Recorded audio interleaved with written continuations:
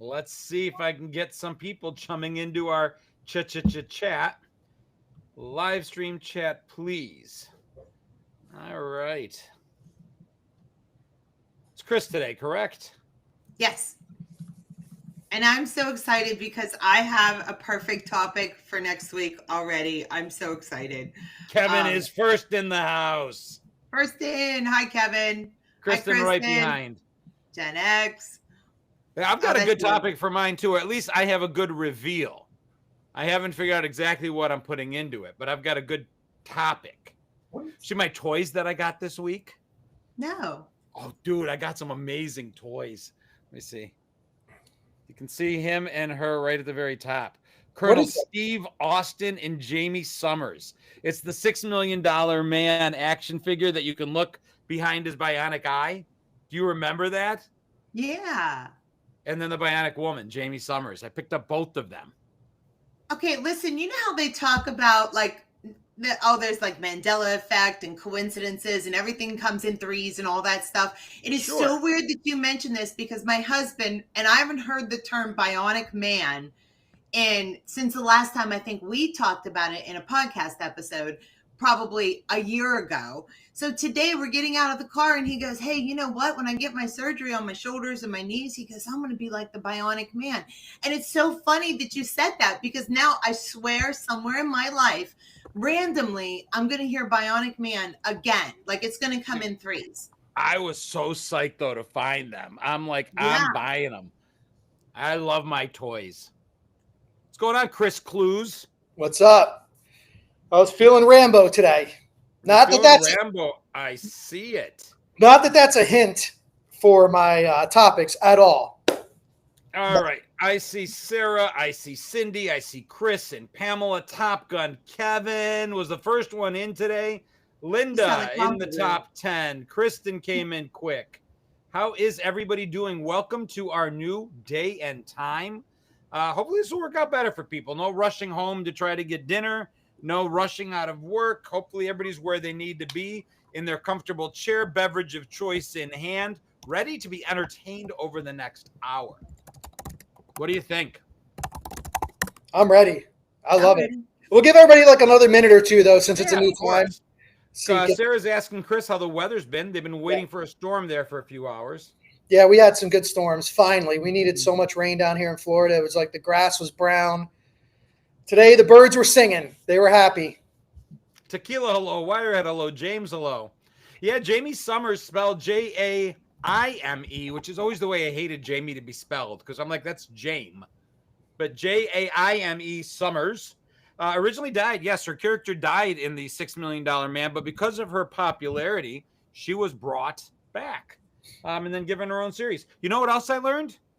Little trivia fact. She was scheduled to be on a plane. Before boarding, she got violently ill. She just, all of a sudden, it came on her. She felt horrible. Didn't get on the plane, missed her flight. All 262 people aboard the plane and 2 on the ground died. Back in 1979. Whoa. Wow. So she would have been gone way back then. That's amazing to me. And she's still alive and in relative good health, as far as I can tell. Just pretty cool. I mean, not cool. I'm sorry people died. I mean, I'm misrepresenting it, but it's a factoid that I thought was pretty interesting once I heard it. I mean, it sounds like something out of a Final Destination movie. Yeah. I mean, that's exactly what it sounds like. Which those movies feel very 80s, by the way. They like do. I love those Final Destination movies. They feel very like 80s kind of. I inherited those movies. I'm like, that's ours too. As Gen Xer, I'm laying claim to it. I know it's 90s. They're not even 90s. They're 2000s. So really, you got to give it to the Zennial Millennials. But I'm still saying I want to take some of it. Yeah. Andrew Goonie brother, how are you? Kevin said it himself. Final Destination stuff. Yeah, I saw Pamela said that it was raining in Pennsylvania, which indeed it was. We had taken our pool and we now, the pool cover has layers of water on it or a layer of water and we now have frogs. And so, yeah, we've got frogs in the pool now and that's an interesting, can't wait to get the cover off. But it's too cold up here yet to take the cover off, so. It was 92 degrees the other day. It was 80 today. Oh. So jealous. Hey Jeff, I'm sorry you're having a rough time, man, but I'm glad you guys are here. I'm glad you're here so we can make it better for you, as you said. We're gonna have a lot of fun tonight. I have some awesome topics. We'll give everybody another minute or so before we jump in. Yeah, we've got about 40 people coming in right now, which is pretty good early. Hey, Record Hound, how are you? Sonia, hello. Sarah Rubin, hello. Cindy Buckner's in the house. Doreen, Jack.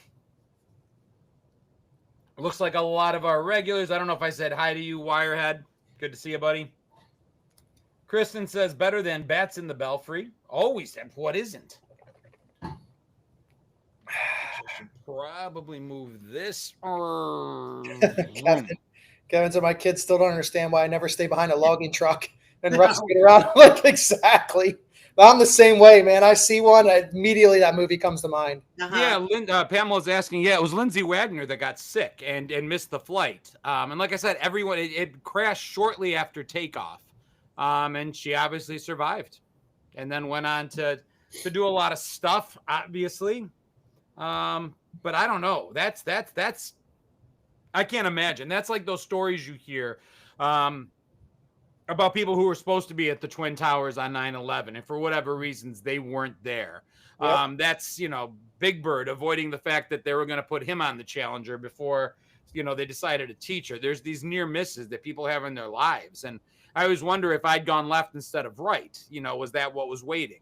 And I'm that guy though. I missed a flight. I was in panic that the one I was going to be on was going to be the one that goes down, and I never should have been on it at all. Linda, thank you so much. That the right phalange wasn't working on the plane that you were on? Exactly. There is no phalange. There's no phalange. There's no phalange. There's no phalange. If you love Friends, you're getting that reference right now. Andrew, Gen X Goonie here. Yeah, listen, that's interesting you say the Gen X Goonie. I just got interviewed for an article in Newsweek about Generation Goonie. So if you type in, maybe, I don't know, Google Chris Clues and Newsweek, it might come up, but it's just a little one-page thing about Generation Goonie. That's awesome. What's going on, BJ's Art? Good to see you in the house. Linda said hello. I'm grateful to be here as well. Film Buff 1979 says hello. Good to see you. Tony Vasquez.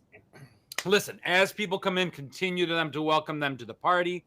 Might as well get started. Yeah. This is the new date and time. I always used to say same bat time, same bat channel. Well, this is the new bat time and the new bat channel of the Three View Mirror. Your weekly dose now on Monday nights at 9 p.m. Eastern with a virtually live studio audience where you guys can join in. Your comments will make it onto the screen if, they get there.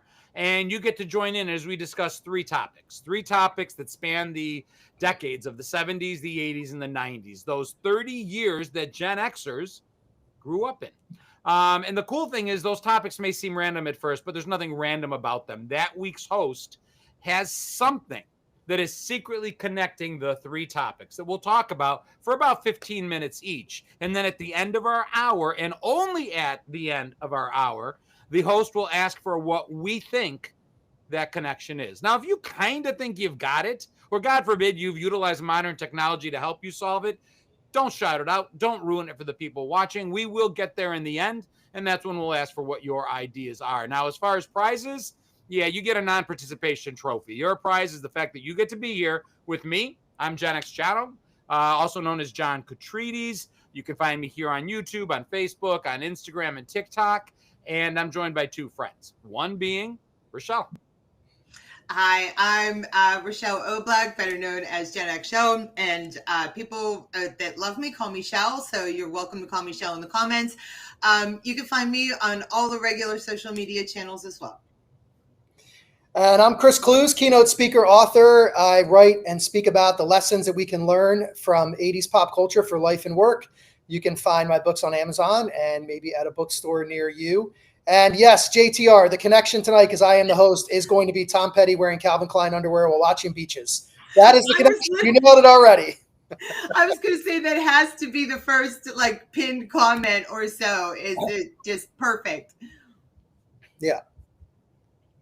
And tonight's host is going to be Chris Clues. So in a moment, I will hand over the reins to our friend Chris. soon as we get through our welcome to the Three View Mirror intro. Our floating heads. Here they come.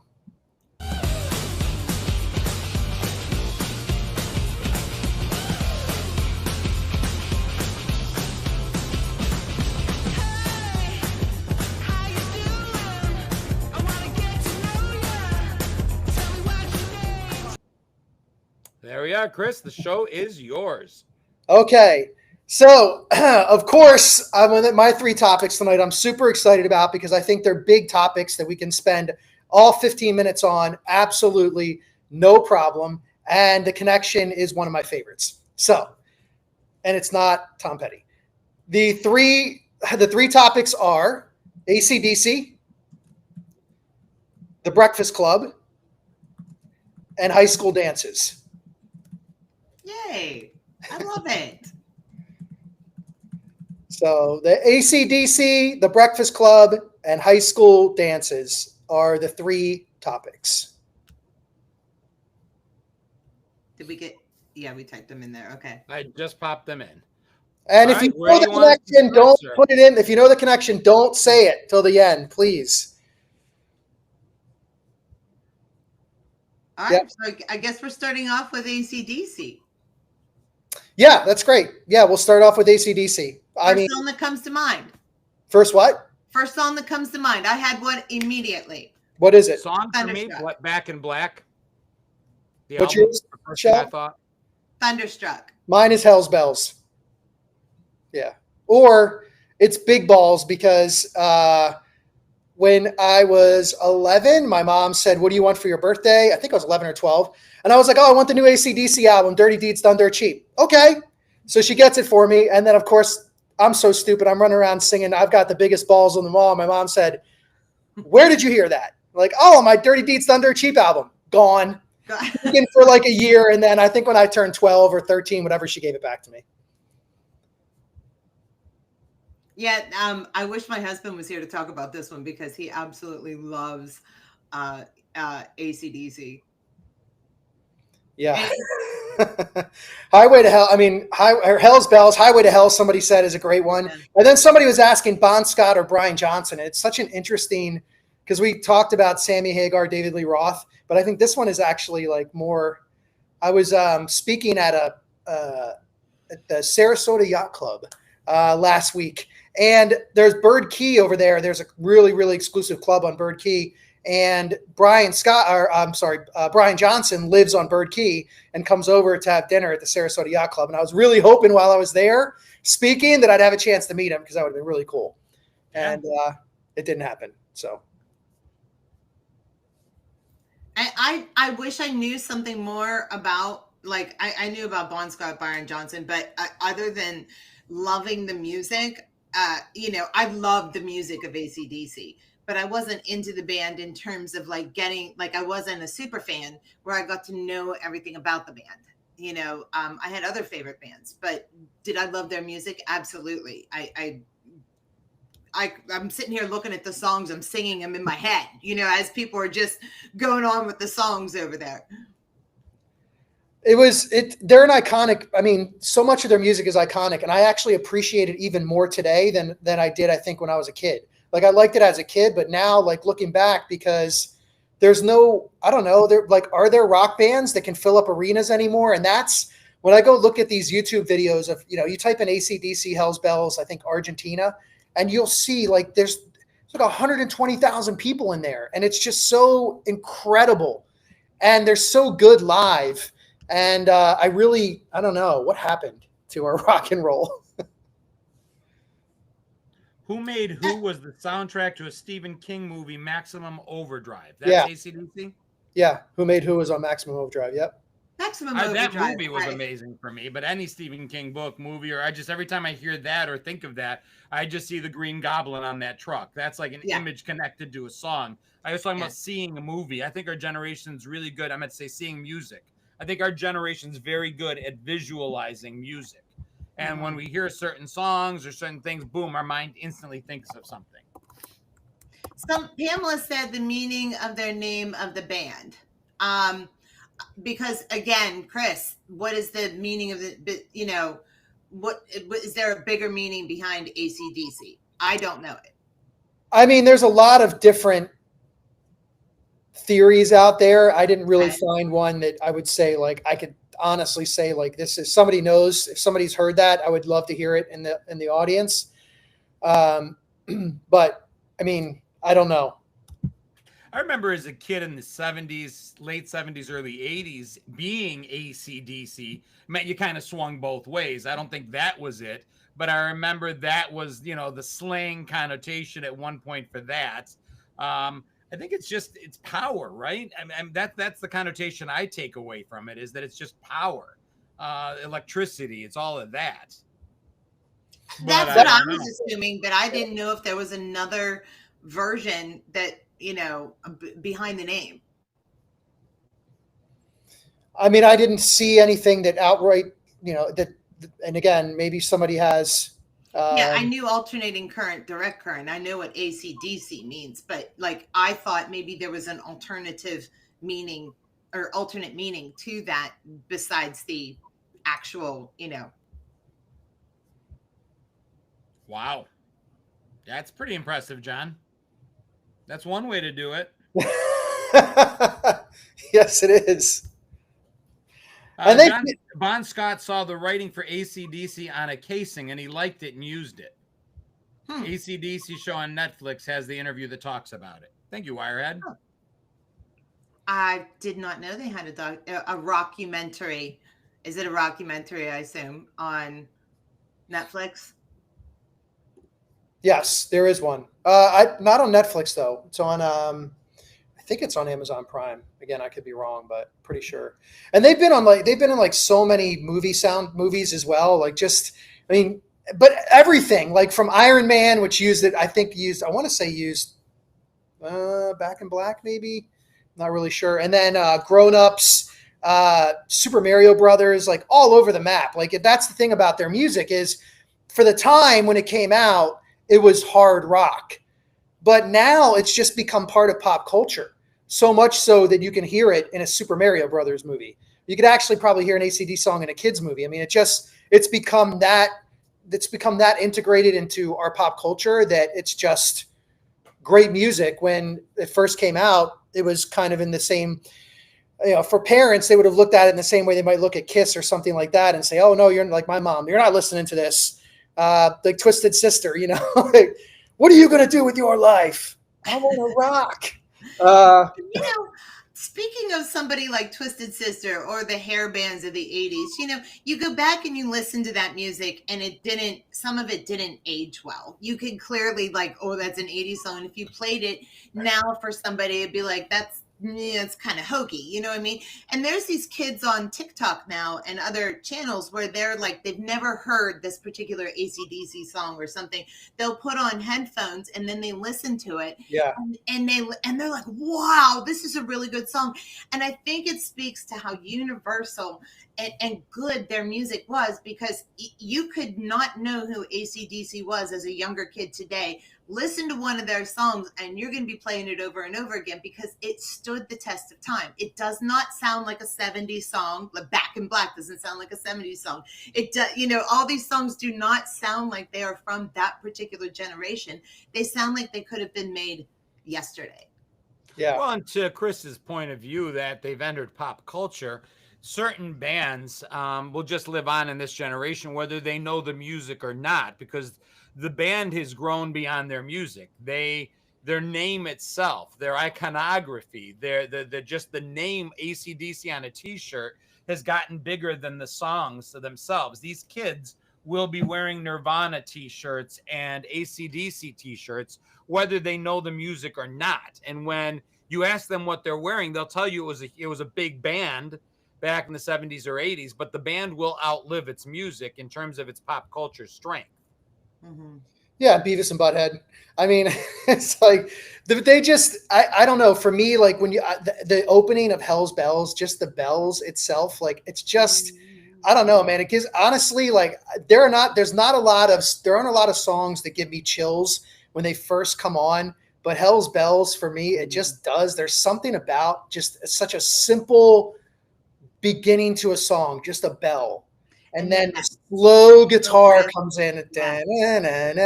It's just, I don't know. There's something about that song, the build up to the song itself, knowing that they're getting ready to just rock, and you're just waiting for that moment. It's very cool. It's one of my favorite songs of all time. And then we were talking the other day. I was talking with some friends about how do you where do you put AC/DC in terms of all-time great rock bands? I'm not talking about musicians or just rock bands. And we were trying to name our top 10 rock bands, and there were 6 of us there, and every single one of us had AC/DC. That was the only crossover that we had between the 6 of us. I was going to say, if I had to name a top 10 and I was honest about it, not my personal favorites in terms of but literally pop culture crossover, greatest musicians, greatest impact, AC/DC would definitely be in there. Yeah. Well, and I just think so. I once talked about the music that all of us, I talk about how eclectic music was in the 80s and the 70s. And some of us like this a little better, and some of us like that a little better. We all were exposed to all of it, but we definitely had our favorite songs, some of which were guilty pleasures. And some were these songs that we kind of pretended to like because it was cool. I liked AC/DC, but I liked them a lot more publicly than I liked them privately. It was a band that had cred when it came. If you walked into someone's bedroom and they had an AC/DC poster on the wall, that was cool. So some of us had AC/DC posters, whether we were huge fans or not. Again, the band was so big that they made you cool just by being in their proximity. Mhm. And some of us, John, had Beaches posters. Listen, I've talked about this. Back of one door and on the insides of the closets were the only place tape was allowed to go in my house. So on those 3 cherished spots, one of which was always going to be Farrah Fawcett. As much as I love Beaches, there was no room for such things. The space was limited. My husband was also just mentioning, speaking of this threes thing, because he was mentioning Eye of the Tiger. You talked about Rocky on your t-shirt. We were talking about Eye of the Tiger today, which was funny just today. But then we were also talking about, now that I think about it, we were talking about, I guess it's a West Virginia game that they play Thunderstruck. What song is it? It was an AC/DC song that I think it's West WVU. They come out for the football games or something like that, and that it just is a crowd. Like the crowd is going wild over it. And correct me if I'm wrong if it's WVU. Well, I mean, I'm sure there's a lot of college football that comes out to AC/DC songs. I know down here, like the Miami Hurricanes, you would think they do Rock You Like a Hurricane from the Scorpions, of course, but they come out, they do Hell's Bells before kickoffs and everything. So it's like, I think that's the thing about AC/DC is that they somebody said they were, so integrated, I think somebody said, or immersed in our pop culture now. But sometimes when that happens, music doesn't hit the same because we hear it so much, but it still does to me. It still hits the same. Yeah. Air Supply posters. Big yes. Somebody I'm asked. all out of love. Isn't that Air Supply? I can't live without I don't know. you. No, I have no idea. That was my Can't first be concert. too late to say that I was so wrong. That was my first concert. Unfortunately, my mom dragged me to it at a state fair when I was like 11. Well, I mean, and that's funny too, because we talk about that in every live a lot of times when I go on. Somehow people's first concerts come up, and there's certain, when people say Rush was my first concert or ACD was my first concert, that's like instant cred. Mine was, I've talked about it, the Night Ranger Starship Sister Christian tour. There it is. We built this city tour. I mean, it's just not the same thing. Yeah, mine was Air Supply, and that was really bad. But I just saw Third Eye Blind a couple days ago. They were phenomenal. I would see them. Yeah. Yeah, they were really good. I also saw Gwen Stefani was at the festival. Dude, Gwen, a little rough. But dude, I mean, 55, like these. So AC/DC's touring right now, somebody said, right? Yeah, they Has are. anybody seen them live or even seen video of them Yeah. live in the past few years? How are they holding up? I mean, it seems like the Rockers are holding up better than anybody. I think they still sound good. I mean, obviously they're not 35 years old, And Angus is still doing his little skip across the stage. It's a little slower. And, he's not bent down as crouched down as low, but he's still doing the thing. But it's kind of wild. Yeah, the rockers that ran such a hard life seem to be doing better. They really are. They're holding up. The Hard Edge did a ton of drugs. Just assumption there. Pretty sure I'm safe in that assumption. They're the ones that are doing fine.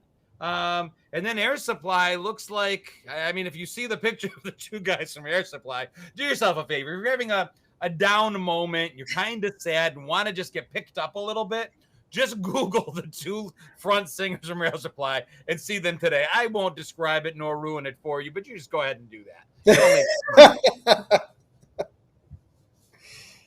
Yeah, it's Keith. Keith Richards is the best example, right? That guy is like he's gonna outlive all of us. No, the best meme I ever saw was about Richard Simmons and Keith Richards. Like they're like, so you're telling me that Keith Richards outlived Richard Simmons? You know what I mean? God rest his soul. Okay, but still, yeah. Now, my favorite was you see Death playing one of those grab it games, and he keeps picking people up, and he's picking up Matthew Perry, and then he exclaims, "Is Keith Richards even in this thing?"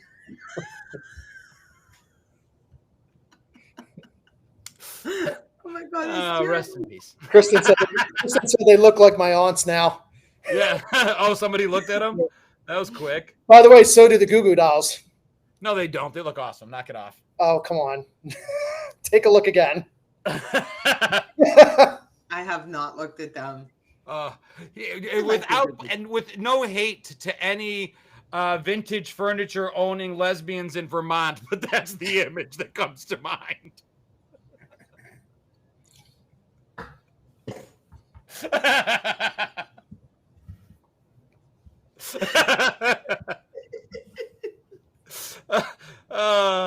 If you think I'm wrong, Google it up. And if you guys happen to be watching, I'm sorry. I hope none of these people ever see our show. All right. Somebody mentioned Twisted Sister. D. Snyder, though. He's an incredible humanitarian. He actually, I think, looks better than he did in the 80s because he certainly didn't look all that great in the 80s. So, all right.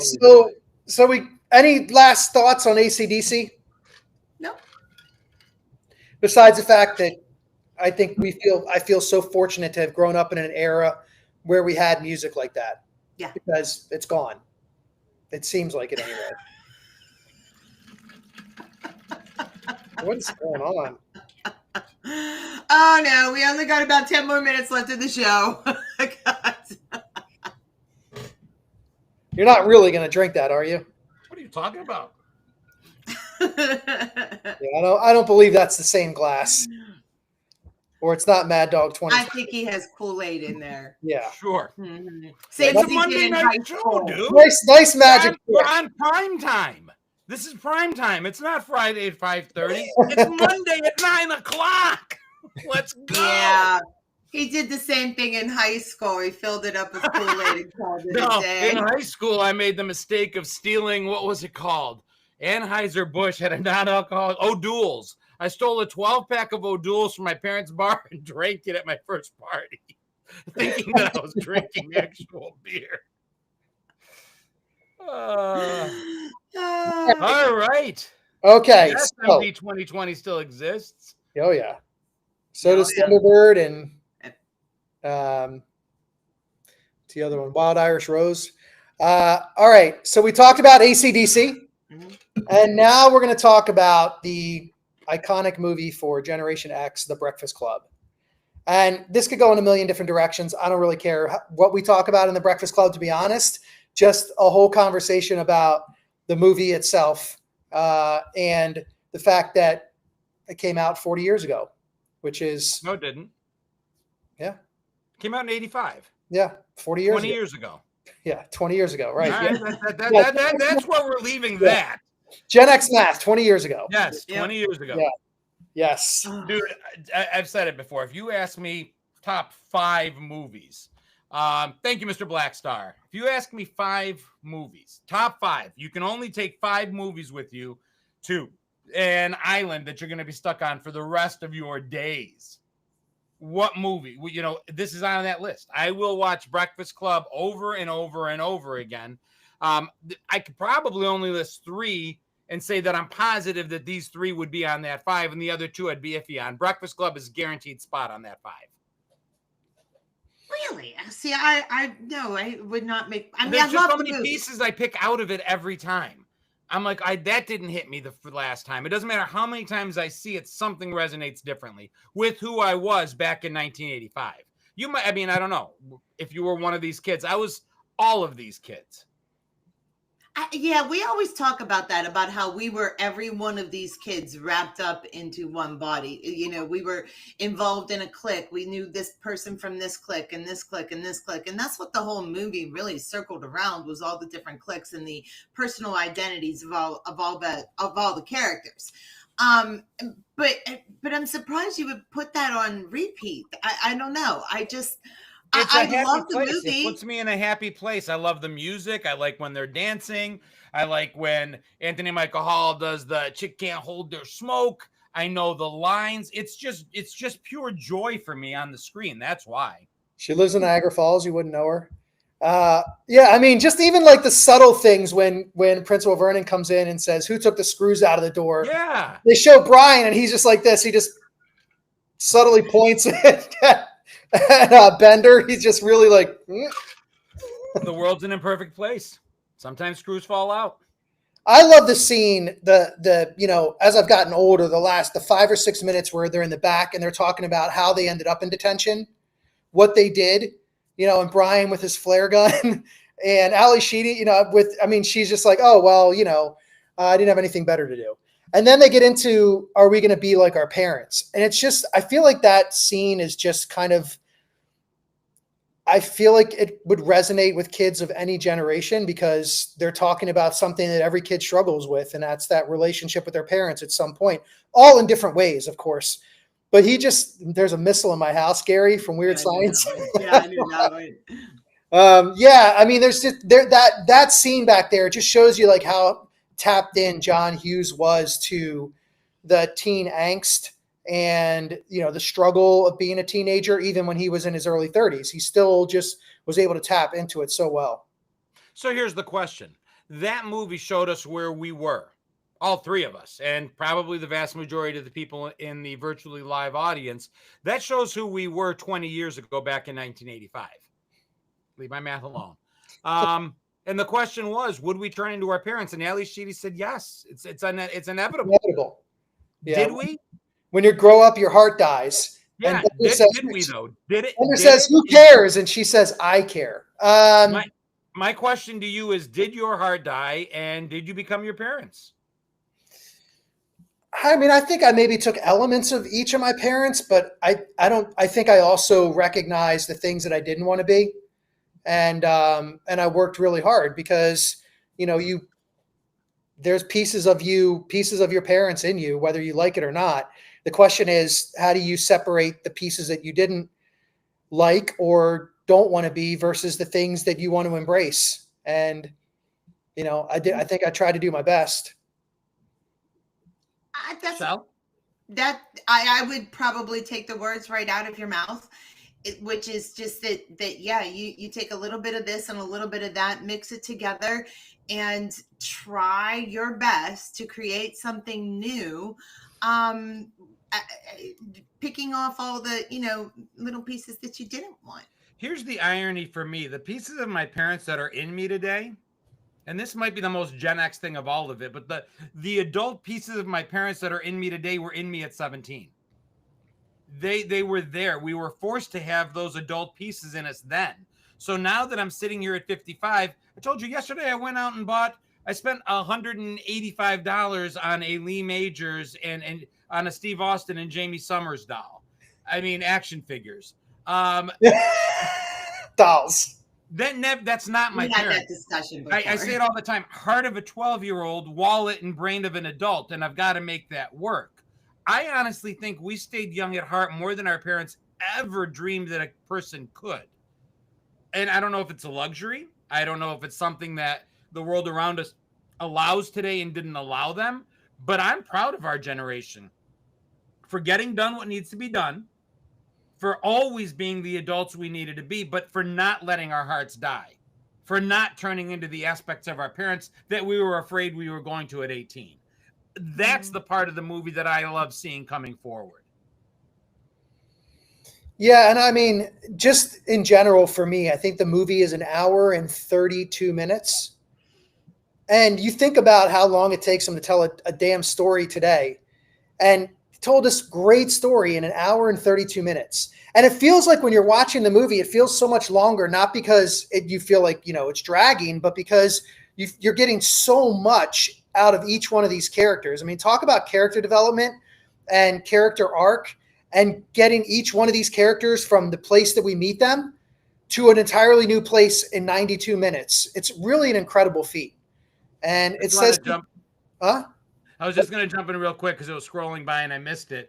Travis said about our new time slot, by the way, that 50 may be the new 30, but unfortunately 9 is the new midnight. So let's hurry it up. Oh.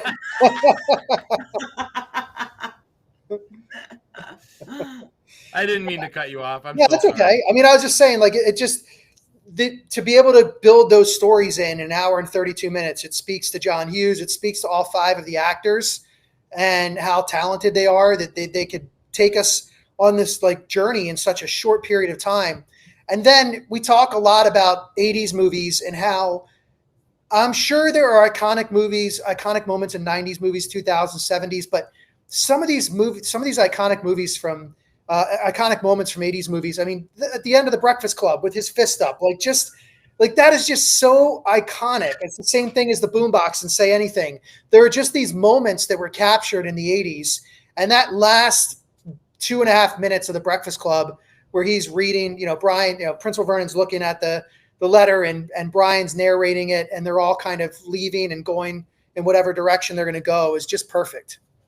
And I don't think that was choreographed, correct? That was him. I heard that was just him doing that, yeah. But I don't know for sure. I mean, there's always those legends that come out of movies. And the other thing I love about the movie is that it's all 80s. The incidental drug use that's flying. I mean, they're all getting stoned in school. Nobody thought a thing of it. I didn't do that in school. I was a good kid. I was a little bit of a goody two shoes when it came to that sort of stuff. But we saw it on the big screen, and it just was, we accepted it that there's nothing wrong with that.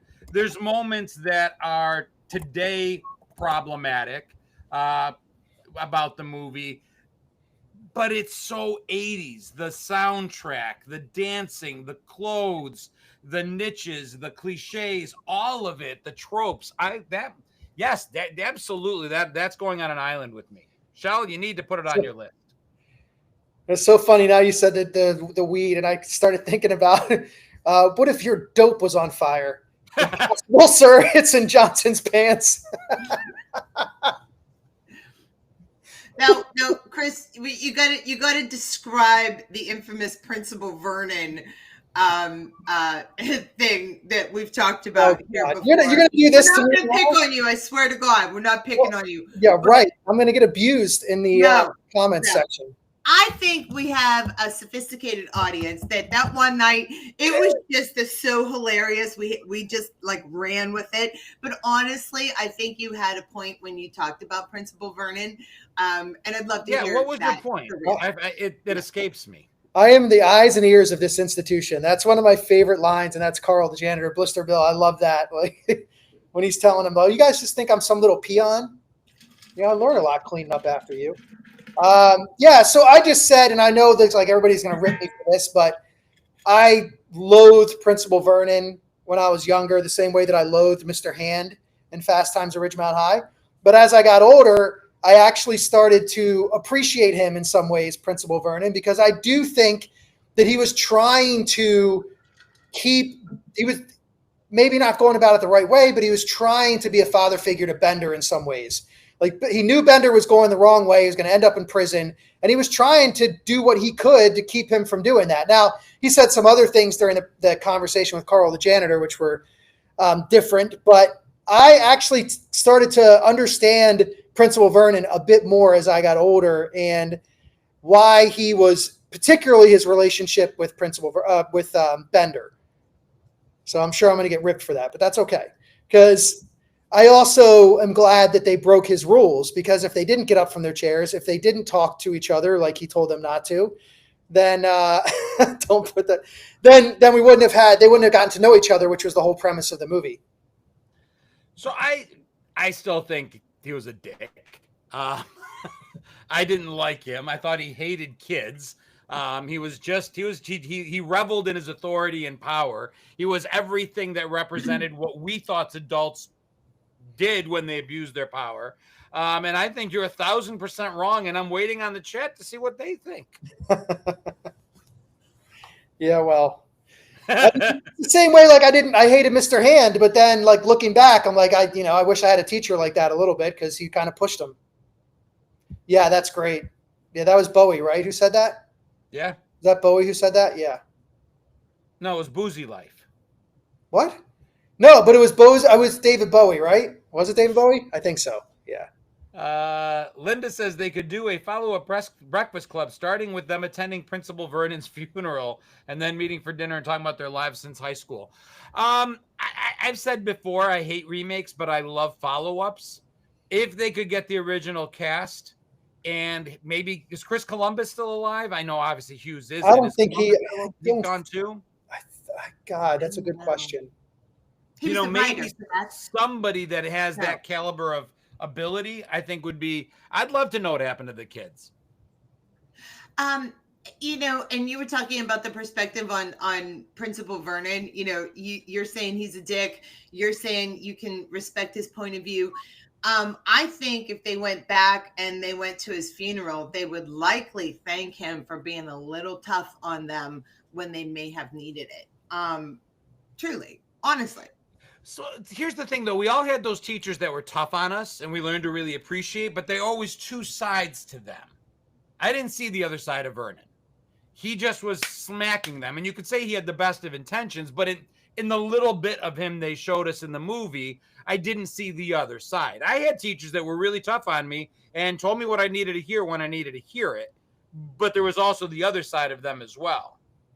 Well, that was why somebody mentioned Mr. Hand earlier too, and said like he was tough, but he cared. You could tell he cared about Spicoli. So, but I don't know. Just for me, like I look at just he and Bender alone, and I think somebody mentioned earlier too that what he said to Carl, that he thought Carl said to him, you thought this job was just going to be easy with summers off, blah blah blah, and then somebody else said he was just disappointed in himself, which I totally get. But I like to play devil's advocate. Now, Carl, I love in the exact way you say it. Carl let everybody have it on both sides, one after Vernon and the kids, was always watching. He's like, You can treat me the way you want to treat me, but on the eyes and ears of this institution, y'all don't even see me. That's about as Gen X as it gets, that they can be in the room and totally ignored. So that's relatable. I think that's what we became. I read through your letters. I listen to your conversations. Yeah. I am the eyes and ears. And now in our 50s, as the rest of the world has seemingly just forgotten we exist, study after study coming out, Gen X isn't in it. Positions of power, we get skipped, all this stuff. It's like, all right, do what you want, y'all, but we're reading your letters. We're going through your shit. We're right here. Ignore us at your own peril. We don't mind it. Summer School was great too. Somebody mentioned Summer School. That's a super underrated comedy. So freaking good. And you're right. That's a great example of a teacher that like started out jaded and just, not great to the kids, and then had a total epiphany and character arc. The Breakfast Club is, for me, it's an important movie for me on a number of levels personally, but I don't know if I've told this story on here, but I was 15 when it came out, and my dad went and saw it and then came back and said, you have to see this movie. This is going to be the defining movie for your generation. And he said, I'm going to take you to see it, because it was rated R, right? So he thought he was taking me to my first R-rated movie, which was not the case. I let him believe that it was my first R-rated movie, but I'd already bought a ticket for E.T. and snuck into Fast Times at Ridgemont High when I was 12. I'd watched like Sharky's Machine, if you remember that movie, on VHS with my buddy. He would get all of like the rated R cop drama movies. But my dad kind of saw that this was going to be an important, and he would have been 41 at the time, but he could tell that it was going to be an important movie for us. And he just thought it was a great movie. And to this day, he still tells me, like, I think it's the greatest high school movie of all time in terms of kids, just the characters. And he's like, he said he went to high school in the late 50s, early 60s, and it's the same thing. You had the same cliques, the same thing. They were a little bit different. You didn't have the goth girl, but you had the introvert. You had the artistic kind of quiet person. You had the brain, the athlete, the princess, the criminal. They were all represented even in high school when he was there. So I think that's why he felt like it really was like the first time he saw a high school movie like that and said, these characters are everywhere. They're in every school. Well, and then there's the one piece of it. We'd be remiss if we didn't mention that there is that fan theory that goes out there that the entire thing, like that entire morning, was Ali Sheedy's character. Allison. Yeah, supposedly, as the fan theory goes, Allison's in the room by herself. And every other person there is a facet of her personality as she's just dreaming up the entire thing. Oh, I like the original better. Well, like I said, a fan theory. And I believe somebody, obviously you guys can fact check me on this, but I'm pretty sure that John Hughes was producing and directing these at the same time, Ferris Bueller and Breakfast Club. And that the studio didn't want the Breakfast Club. They wanted him focused on Ferris Bueller. And he was able to convince them to give him $5 million, probably $5 million of the greatest money ever spent on a movie in terms of the impact, to do the Breakfast Club as well. So, well, and he was smart about the way he developed Breakfast Club so that he could keep it as a soft budget. It's filmed basically in just that one set. Yeah. That's it. He kept it simple. They never leave the school, really. Pretty cool, the people he used in it. I think it's Anthony Michael Hall's mother that drops him off is actually his mother. Yeah. And the other kid in the car, I think, is his actual sibling. Yep, sister. And then John Hughes was one of the dads. He was his dad. He was Brian's dad, I think. Brian's dad. Okay, yeah. Was it Brian's? Yeah, when he picked him up. He picked him up at the end. Yeah. I think I remember that. Somewhere in the back of my brain. EMH mentions that the cast had a group get together recently. They've come together a number of different times. I actually saw them in Orlando.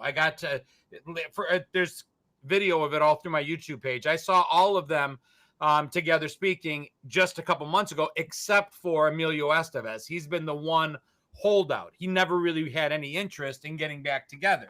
But in C2E2, Chicago Comic-Con event last month, he joined the rest of them because he said it's going back to Chicago where they filmed it. It's the 40th anniversary. It just felt right to him. So he attended that as well. I had tickets to go, but we had my father's funeral and stuff had come up, and obviously I didn't get a chance to go. It would have been nice to have seen them, all of them together. But I was fortunate enough that I saw the rest. Do you guys hear the thunder at my house? I see the lightning behind you. Did you see the lightning behind me? Okay. I was like, I saw it out of the corner of my eye. I'm like, oh, okay, here we go. You've been thunderstruck. Right. I've been thunderstruck. Right. And then then it just makes me think of Poltergeist. What is it? What do they say? They're counting the minutes or the seconds in between. The miles. Yeah. The one a second a mile. Yeah. I used to do that as a kid, and you'd be like, one, boom, and you're like, oh no. When there was no time between the lightning and the thunder, you're like, oh no. Yeah, St. Elmo's was R. And then the clown disappears from the chair and he's under your bed. Yeah. Awesome. Yeah. Carl was the center portrait in the most likely to succeed pictures at the beginning of the film. Yeah. That's an incredible moment that I didn't catch the first few. I was an adult when I caught that moment. Yeah, it's so I mean, there's a lot of different directions we could take the Breakfast Club. I just think it's an absolute classic. It stands a test of time. Kids do still talk about it today. In fact, when I was speaking last week, I talked to a couple of people who were mid-20s who said they watched it in high school, that they rolled it into, like, they watched it in English class, I think, or literature or something, but they actually watched it in high school. So it's one of those movies like The Outsiders that from our generation, at least the movie itself, that they're showing to kids. So, well, and I will say to you, so when I was in Orlando for MegaCon, the actors all had their booths, and people would stand in line to speak with them, to get a picture with them, to get an autograph.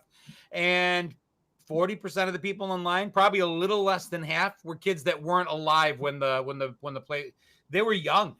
Yeah. And I asked them, I interviewed a couple of them. I'm like, what is it about a 40-year-old movie that's resonating with you? That you're here in line for Molly Ringwald or Anthony Michael. What is it? And they're like, it speaks to us. They're like, it makes sense to our generation. And I'm sitting there going, really? Because I wouldn't think that it would. But I forget sometimes that what we hear and what we see is sometimes just a very vocal minority. The majority sometimes sits back quietly and doesn't make the noise. Yeah. It seems to speak to a lot of these kids. I mean, still like today, that you still have those same 5 characters in every single high school. So, yeah. Okay. So we've talked about AC/DC, the Breakfast Club, and now we're going to talk about high school dances. And it can be any kind of dance. It could be just a regular dance. It could be the junior prom, the senior prom, but just the dances that we had in high school. And I can tell you the pressure and stress that I felt when I was, standing on the wall like Poindexter and Bust a Move, trying to decide if I was going to ask the girl to dance. The Running Man. Like, dude, the Cabbage Patch. The Cabbage Patch. Or the robot. Yeah. So high school dances.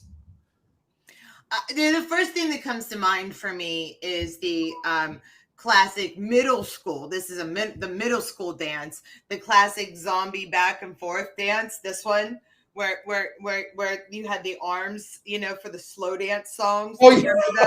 Like I could stand up and demonstrate, but I'm pretty sure this was, and the guy maybe had his hands down here like this, and you just like kind of waved back and forth. That's the first thing that comes to mind when I think middle school. The girls crying in the restroom. For me, it's Sarah's comment. Yeah. Letting our virtually live studio audience chime in. Sarah nailed it for me. It was the drama. It was that at every school dance, there was a relationship that ended and new relationship that had begun. There were the group of girls that huddled around their friend in the bathroom while she was sobbing uncontrollably. And then the guy sitting up at the bleachers, telling his version of the story. There was just always drama at these dances. And I agree with Shell, maybe a little more middle school than high school. We had more middle school dances. High school was few and far between. Prom, junior ball, maybe homecoming. Yeah. There weren't so many then. And they were a little bit more simple too. Like I remember in middle school, you dressed with the clothes that you had, whereas like by the time you got to high school, like they were minor productions because they were balls, they were like mini proms by the time you got to high school. Yeah. Our parents would have called our middle school dances sock hops. Going what you got. Sock hops. Yeah. We called them record hops. But that was the idea. And like I think I've mentioned before, a lot of times I wish they would bring them back for kids because they were great lessons in how to socialize. I chaperoned a middle school dance for my older daughter, and they had the whole gym. Half of it they opened up with like the basketballs nets, and they put out basketballs, and then they divide it. And the other, all the boys were over there throwing basketballs, and all the girls were by themselves on the other. I'm like, what is wrong with you guys? All the girls are over there. What are you doing? No, these kids need the socialization practice. They need them early and often, and they need not to hand out basketballs. I remember 7th grade was my first kiss was in 7th grade at a school dance to Shadows of the Night by Pat Benatar. Oh. To this day, that song still like, I'm like, oh, Shadows of the Night every time I hear it. Well, and then there was your senior prom song, right? Oh, God. Yeah. Yeah. My senior prom song, the whole reason that I've never seen Dirty Dancing was because our prom song was Now I Had the Time of My Life. And I heard that song enough times that night for 100 lifetimes. I could be a Highlander, immortal, living forever, and I've heard that song way too many times, believe me. And so I never saw Dirty Dancing because I cannot that song just. Now I do like She's Like the Wind by Patrick Swayze. I do like that song, but yeah, You No, could I had always to just tell my mute wife. that song. The other thing was the importance of high school dances in our pop culture. Whether it was Alex P. Keaton on TV with Family Ties, where he had the 2 dates to the prom and he was running back and forth. Some people mentioned Saved by the Bell. I'm sure there was a 90210 episode around a school dance. There was 16 Candle. It played huge roles in our real life, in our TV life, in our movie life, and in the music soundtracks of our lives, because the songs that we heard at those dances, we still remember today.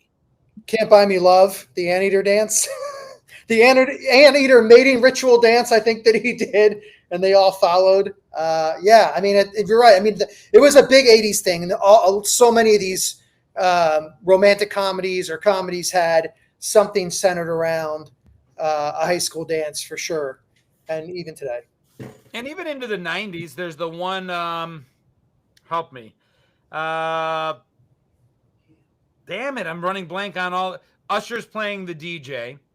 There's the girl that nobody would ever want to be with, but they're going to make her the most popular girl at prom. Freddie Prinze Jr. was in it. It was basically a 90s version of Can't Buy Me Love, but it was a girl. What was the name of it? I know what you're talking about. Where she does she's the one. She's all that. She's all that. Yeah. So that's got a great dance scene, but it's hilarious because at one point Usher's like, "All right, guys, do it just like I taught you," and they start doing this choreographed dance that you would have to be like a graduate of Juilliard to even come close to. They're spinning and pirouette. It is ridiculous. Thank you, Kevin. She's all that. They took our school dance trope and destroyed it. It's like, no. That was not what our dances look like. That was not what it was like. Yeah. It was school dances were oftentimes, I don't know if the circle, and everybody, there was a circle, and everybody was, it's not like the break dancing circles where somebody came in the middle, did a break dance, and there was somebody went out of it or something like that. It was just, there was always like a group of girls in the middle, and if you were like not quite brazen enough, you stood on the outside of the circle. The guys often stood on the outside of the circle and just watched. Yeah.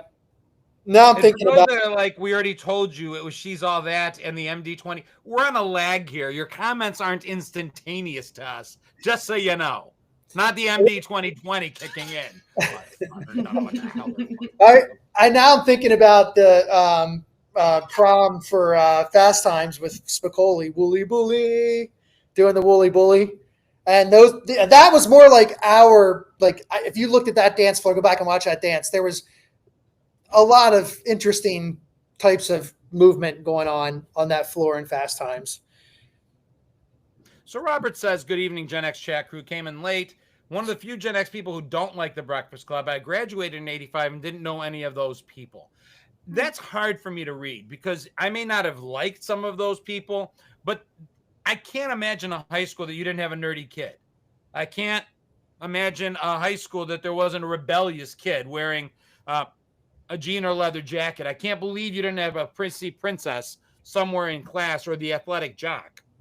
Yeah. Those might not have been the people you hung out with, but to say that you didn't know any of those people in your high school, I'm not saying you're wrong. The only other thing I would add is that this was a very specific, Shermer High School was a high school in the, rural Chicago, probably middle upper class. This is what would have been there. Yeah. Had they made the movie elsewhere, you would have had different kids, but they might have looked different. But I still got to believe there was a brain in your high school. There was a jock. There was a princess. I find that stunning. And the dances, they were even in our songs too. I mentioned, Poindexter on the Wall. That was Bust a Move. And he was, Young MC was talking about being at a dance and trying to peel yourself off the wall to go dance with a girl and being not sure, standing on the wall like he was Poindexter. I mean, I know high school dances even today because I just look at my friends' social media pages who have kids in high school and it's all prom. It's all of them going to prom, junior prom, senior prom. And, for some people, unfortunately, that involves a little bit of dancing, whether you like it or not. Could be the zombie slow dance. I never heard it called that, but it's so true. It's like, And I mean, we talked about drama and stuff. There was always the moment where you didn't get a chance to dance with the girl you wanted to dance with, or, you went with friends and it was always a situation where maybe you thought you went as friends, but the person you were going to was hoping you'd be more than friends. It's just, there was so much of that. There was so much play about what happened at these school dances. And, the biggest thing beyond the drama, though, for me is the music in the background, because as the years progressed, and the music at the dances changed, so did the way we danced and did things at the dances. I remember breakdancing being a huge thing. Oh, I yeah. could never do it. Yeah, Kevin mentioned Footloose, and then I didn't even talk about that. And then Monorail mentioned Shout from Animal House, more like a kind of a frat party dance, but still the same. So, yeah, so I brought up high school dances for a number of reasons, because it connected to the other two topics, but also because of this time of year. And I was looking back at my prom pictures and matching my cummerbund to my prom date's dress. Then she, of course, had used 3 cans of Aquanet hairspray to get her hair just right. And I'm still good friends with her to this day, so I can tease her about that. But it definitely brought back memories of trying to find out like what color her dress was going to be. And I'm like, all right, I got to try to figure this out and see if I can match the cummerbund to the dress. And then, of course, when now I had the time of my life come on, walk out of the gymnasium every time that song came on. And then for me, the last thing I will say on it is echoing what I saw repeatedly in the comments from a lot of different people. I never went to my prom. I never went to my ball. I never went. I didn't have any interest. A lot of people have memories of prom, and then a lot of people just didn't go. The pressure to get the right dress, be with the right people, have the right date. A lot of people just said, you know what, I'm not into any of that, and just didn't go. Yeah, and I mean, you mentioned middle school dances too. Like those were much more or less formal. So you could just almost like something to do when you were 6th and 7th or 8th grade as just a way to like hang out with your friends, was to go to a middle school dance. And that's where you knew everybody was going to be. So you didn't really even have to participate. As you said, John, the boys were on one side, the girls were on the other, but you got to hang out with your friends, and everybody was going to be at the gymnasium from whatever, 7 to 9. And you knew that's where everybody was going to be. I was trying to find I can't find the full length picture. There's my high school prom, a high school prom You look picture. 30. Look at that hair. It was big. It was big. Yeah. Yeah, definitely. I was trying to find the full one, but I couldn't. And this would have been like a school dance, like just a regular. Look at the old cars in the background. Like, yeah. I was trying to look. I couldn't find a good one, so sorry. Greek camp dances. Suruyulides. You nailed it, my friend. Sorry. All right. Greek camp where the girls' mustaches were thicker than the boys in 7th grade. Oh, God.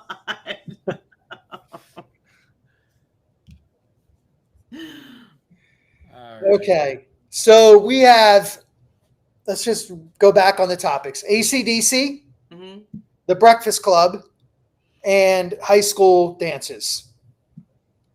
Those are our 3 topics, and they all connect to one thing.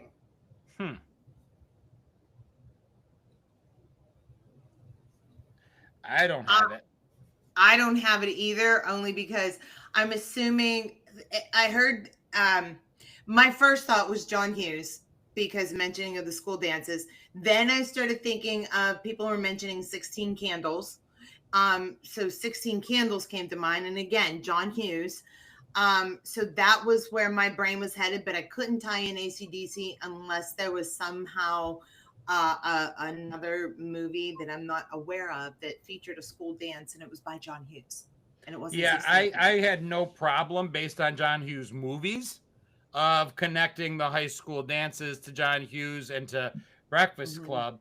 I had no way to bring AC/DC in. I just don't know. I'm not could they have appeared on a soundtrack and I missed it? Yeah. but I just didn't get it. Let's see what. Let's hear Shermer it. High School. Doreen says gymnasiums.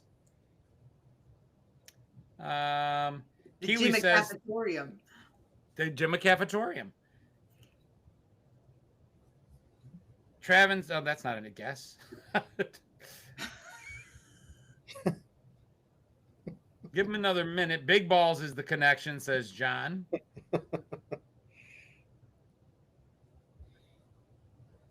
Christopher says the shower.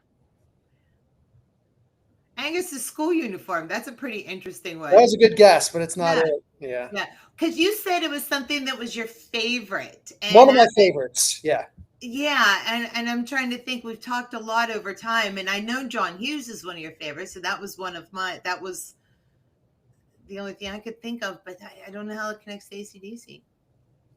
Robert Downey Jr. is interesting. Good guess, but that's not it. Yeah, because I could see that on the Iron Man, Breakfast Club. I can give you a hint by giving you a quote. Someone here mentioned Emilio Estevez. Nope. M says that Tallywhacker, which I just think of Porky's. If I were to say Karate Kid shower, Hollywood costume. Okay, gotcha. If I were to say, black and white would just capture the moment. I don't know that quote. I'm sure somebody in the audience is going to know it. Black and white would just capture the moment. And I know they're lagging behind us a little bit. So a little bit. Somebody said Grease. That's another interesting quote. Another good school dance. Showed what they. Oh yeah, we didn't even talk about that. That's right, Grease. Yeah. My God. Or even like Back to the Future. Another. I mean, it was just school dances were in all our movies. Yeah. You might have stumped us all today, Chris. Just one of the guys? No, good guess though. Same. May have been. Actually, was it the same year? No, just one of the guys came out a year after this. Yes, no, Polaroid is definitely the black and white. Yes. What's that? It was a Polaroid camera. Black and white will just capture the moment. So Patrick got the at least the camera right when he said black and white would just capture the moment. Don says I'd like to buy a vowel. I think you stumped us, dude. How about if I said the name Farmer Ted? No? No. How about if I said Jake Ryan? 16 Candles? Yes. 16 Candles is the connection. Okay. So I got it? Yeah, but you didn't say it. You were like, you said 16 Candles. You didn't say that was your guess. And then you said John Hughes. You're like John Hughes because of 16 Candles. Your guess was 16 Candles. Was John Hughes. At the beginning of 16 Candles, the song Snowballed by AC/DC is playing when she's getting ready to go to school. Okay. AC/DC was on the soundtrack. The Breakfast Club had both Anthony Michael Hall and Carl the janitor, who was Rudy in 16 Candles. He was the Rudy, the meatball or meathead or whatever that she was marrying. So Rudy was the guy she was marrying, the sister, who also was the janitor in the Breakfast Club. And then the high school dance, which is all 16 Candles, all about the dance.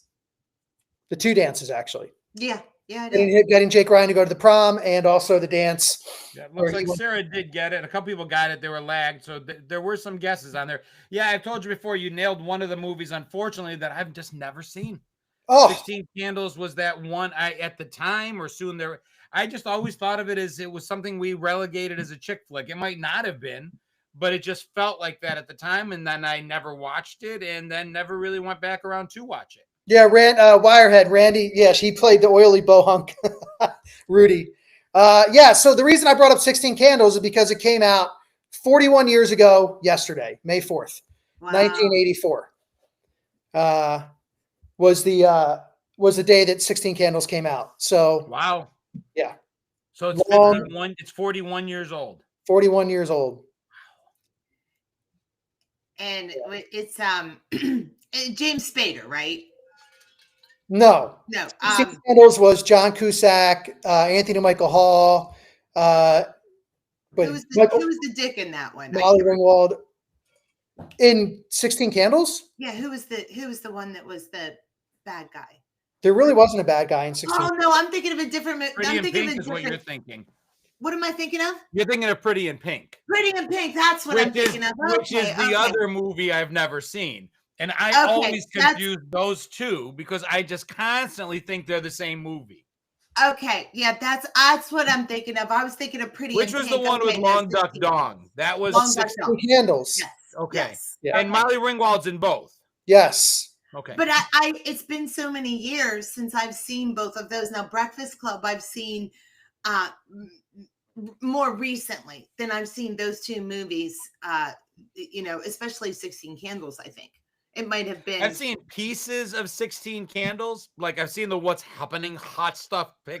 I might have even used that. I think that's hilarious. They forget it. I use the fact that there's a scene where Molly Ringwald's like, I think it's 16 Candles. They forgot her birthday. Yes. Which I think is one of the most like Generation X moments.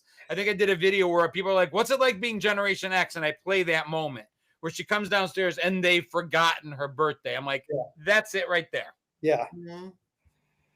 Yeah. And it's just got, I mean, it's iconic 80s, and Jake Ryan, I mean, to this day, again, you want to talk about pop culture vernacular and somebody being mentioned in movies even today.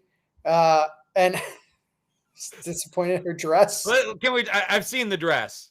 Okay. She's wearing a doily. I thought that was Pretty in Pink. It is. I keep messing them up too. Yeah. Yeah, and I love the movie too because, you know, my mom passed away 4 years ago, and she was convinced that when I was a freshman in high school, I was Farmer Ted, which I was not, trying to dance with a girl. And that whole scene where he goes up to Molly Ringwald and Claire, and he's like, not Claire, she's Samantha, and he's saying, very hot, very hot. And that whole dance scene, she would laugh so hard when it came on that she could not breathe. Like, we had to stand next to her just to make sure she didn't die because she could not breathe. She was laughing so hard. And she's like, that was you asking a girl to dance. I'm like, that was not me. Like, you weren't there at the dances. You didn't know. Like, I didn't do that. I didn't even come off the wall, so I couldn't have done that anyway. I was standing on the wall like the other guys. But yeah, I love the movie. It's got a great soundtrack. I mean, Thompson Twins' Wish You Were Here is like such a great song. And John Hughes was famous for picking out the music for all of his songs as well. He was a huge audiophile. Is that what you call him? Audiophile? Yeah. And really wanted to be involved in all the music for his songs. So that's pretty cool as well. Well, you stumped us, and it's kind of weird that you stumped all of us. And I think maybe it was just the AC/DC slip past most of us. Yeah. And that's why it took a minute. But 3 amazing topics of 3 very germane Gen X stuff. What did you guys think? It looks like we had a lot of involvement, a ton of comments, well over 500 plus comments. Neck brace at the water fountain, Wirehead. Absolutely. That was Joan Cusack, brother, who they were both in Say Anything as well, which is kind of cool. The girl with the headgear. Yeah, Joan Cusack. So this is the new bat time. This is when we will be on Monday night at 9 p.m. We're going to give this a shot for a little bit. Some adjustments might have to be made, but it seems like most could make it.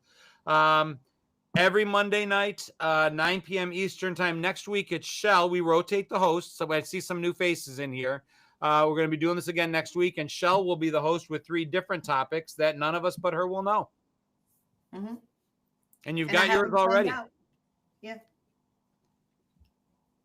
All right, guys, that's it. We will see you next week, same time. Thank you so much for being here, and hopefully we'll see you guys again next week. Take care. Stay rad, everybody. See ya.